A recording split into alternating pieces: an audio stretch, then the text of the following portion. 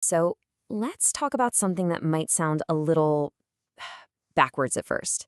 What if I told you that the key to changing your habits, to building a better life, has almost nothing to do with your motivation or your willpower? Turns out it's all about your surroundings.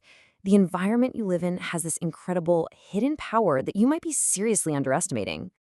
All right, to kick things off, here's a little puzzle for you. Imagine you're a scientist and your mission is to get thousands, literally thousands of people to make healthier choices. But here's the catch. You can't talk to them.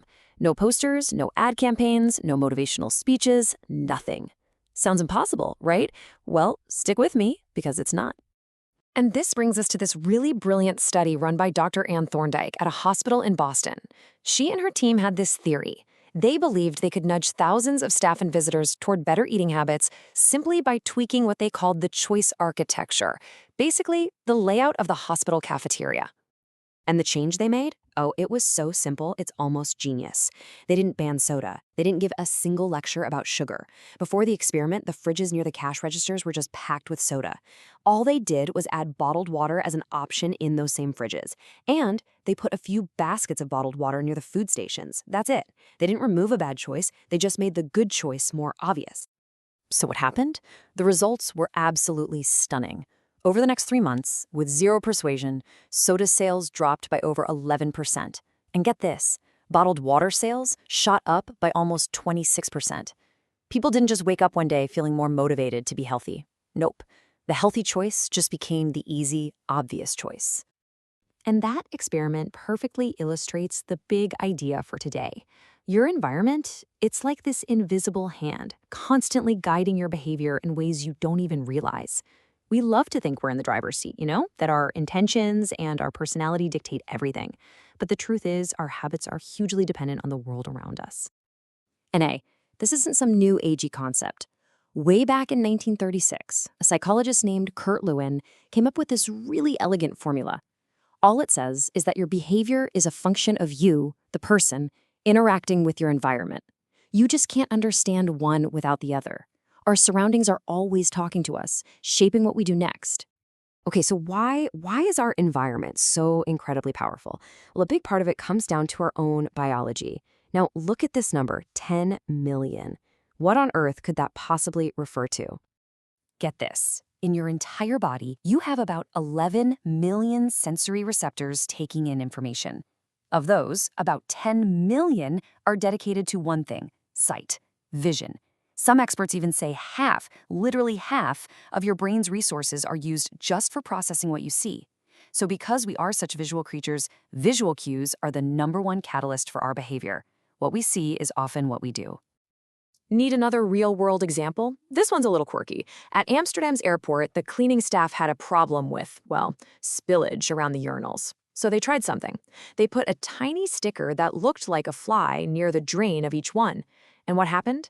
Men just instinctively aimed at it. The result was a dramatic reduction in mess, which cut the airport's annual cleaning costs by 8%. A tiny visual cue changed behavior and saved a ton of money. And it works for big habits too. Check out this Dutch study. Researchers found that in one neighborhood, the homes that had their electrical meter right in the main hallway used 30% less energy than their neighbors in nearly identical houses where the meter was tucked away in the basement. When their energy use was obvious, when they could see it every day, people just naturally conserved more. It really is a case of out of sight, out of mind. Okay, this is where it all clicks. This is the really exciting part. Once you truly get this principle, you realize you're not just a passive victim of your surroundings. You can actually be the one in control.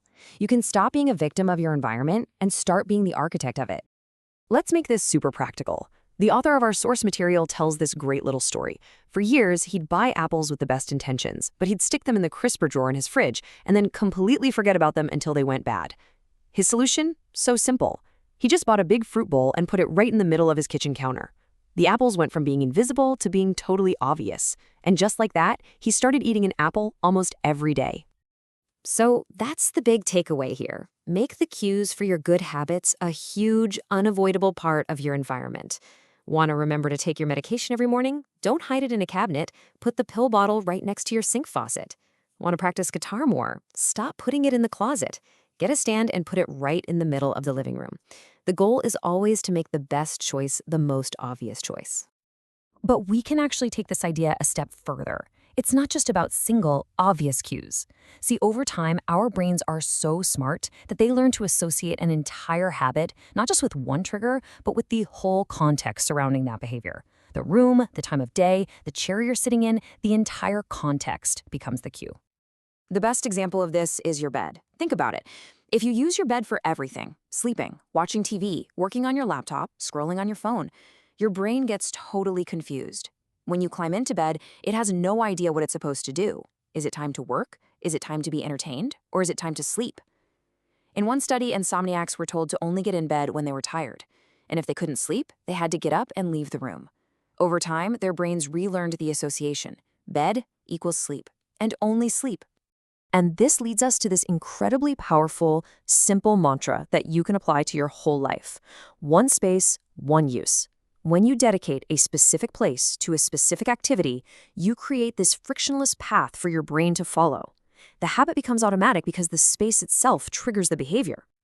This is actually why it's often easier to build new habits in a new place. You aren't fighting against all your old cues. But you don't have to move. You can just create separate zones. Have a chair that's just for reading, a desk that's only for working, a spot at the kitchen table that's just for eating. Even in a tiny apartment, you can create these little activity zones that tell your brain, hey, this is what we do here. A stable, predictable environment leads to stable, predictable behavior. And that is the ultimate goal here. Be the designer of your world, not just a consumer of it. Most of us go through life living in spaces and using products designed by other people for their goals, not ours. But you can take back control. You can consciously design your physical world and even your digital world to serve you and your ambitions. So, I'll leave you with this challenge. Just for a moment, forget about motivation, forget about willpower. Look around you right now. Based on everything we've talked about, what is one simple, tiny change you can make to your environment today to make a good habit just a little bit easier, a little bit more obvious?